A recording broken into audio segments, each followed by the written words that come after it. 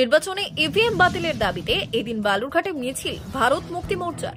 এদিন বালুরঘাট শহরে মিছিল শেষে দক্ষিণ দিনাজপুর জেলা প্রশাসনিক ভবনের সামনে অবস্থান বিক্ষোভ করে এই সংগঠনের নেতাকর্মীরা। আপনাদের কি নিয়ে মিছিল চলছে? আমাদের যে মিছিলটা চলছে এটা ইভিএম এর বিরুদ্ধে, যে মেশিনে ভোট হচ্ছে সেই মেশিনের বিরুদ্ধে।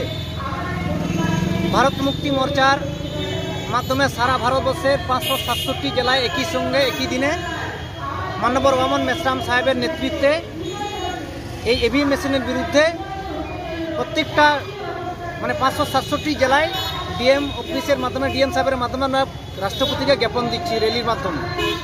আগামী ভোটকে কেন্দ্র করে আমরা ব্যালট পেপারে ভোট চাইছি ইভিএম মেশিন হটিয়ে। আগামী 31শে জানুয়ারি দিল্লিতে মুখ্য নির্বাচন কেন্দ্র আছে, ওনাকে আমরা ঘেরাও করছি, একটা মহা মোর্চা নিয়ে যাচ্ছি ভারত মুক্তি মোর্চার মাধ্যমে।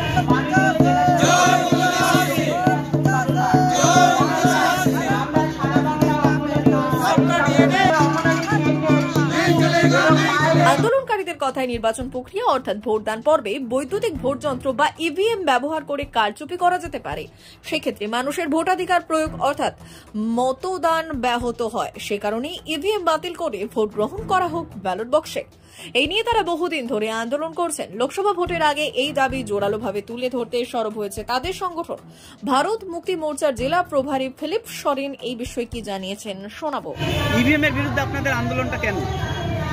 ইভিএম এর বিরুদ্ধে আন্দোলন এই জন্য, ইভিএম মেশিনে ভোট চুরি হচ্ছে। আমাদের নেতৃত্ব বামন মেশ্রাম সাহেব এটাকে বলছেন যে ইভিএম মেশিন চোর এবং ইলেকশন কমিশন, নির্বাচন কমিশন চোরের সর্দার।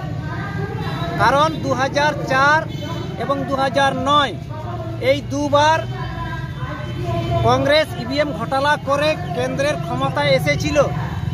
আর এর তথ্য প্রমাণ সহ বিজেপির যিনি ডক্টর সুব্রমণ্যম স্বামী, উনি সুপ্রিম কোর্টে কেস নিয়ে যান এবং 2014-2019 এই দুবারের কোনো রকম আওয়াজ দেখা যায়নি বিজেপির পক্ষ থেকে। এর অর্থ আমরা মনে করছি বিজেপি এবং কংগ্রেসের মধ্যে চুক্তি হয়েছে দুবার করে। এই মুহূর্তে তো বিজেপি আছে, এই মুহূর্তে বিজেপি আছে, কিন্তু 2004 এবং 2009 তখন ইভিএম এ ঘোটালা হচ্ছিল, তখন তো অভিযোগ করছিলেন। এখন কেন চুপচাপ আছেন? তাহলে কি মনে করা হচ্ছে যে বিজেপিও ইভিএম কারচুপি করতে পারে?